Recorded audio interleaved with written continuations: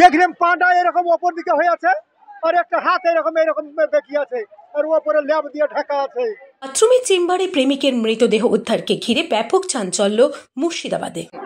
আমরা দেখলু লাশ আছে খাড়া হয়ে, উপরে টেঙ্গার নিচে মাথা দিয়ে ওই বাথরুমের মধ্যে ভরা আছে। ঘটনাটি ঘটেছে মুর্শিদাবাদের রানীতলা থানার অন্তর্গত বেগুনডিহি এলাকায়।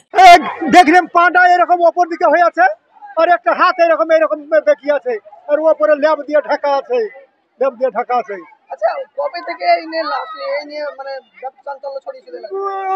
ছড়াইছে আজ 5 দিন থেকে ছড়াইছে, তারপরে আজকে দেখলাম।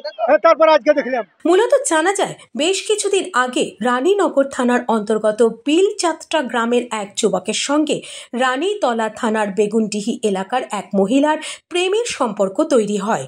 তারপরেই কিছুদিন আগে সেই যুবক পালিয়ে আসে ওই মহিলার বাড়িতে। তারপরে হঠাৎ 3 দিন থেকে প্রেমিকার বাড়ির মানুষজন পলাতক, তাতেই সন্দেহ হয় এলাকাবাসীর। তারপরে হঠাৎ বাথরুমের চেম্বারের দিকে সকলের নজর যায়। লাশ দেখলাম বাথরুমের ভেতরে ভরা আছে, নিচে মাথা উপরে পা। কখন থেকে এই লাশ নিয়ে তদন্ত চলছে?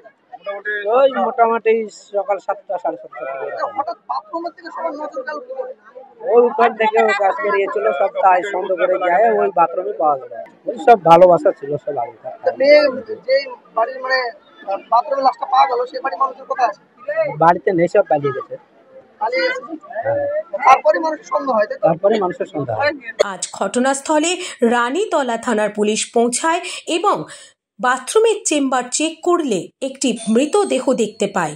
সেই বাথরুমের চেম্বার থেকে দেহ উদ্ধার করে পুলিশ। মৃত ওই যুবকের নাম মিঠু শেখ, বয়স 35। Bureau report, ITV network.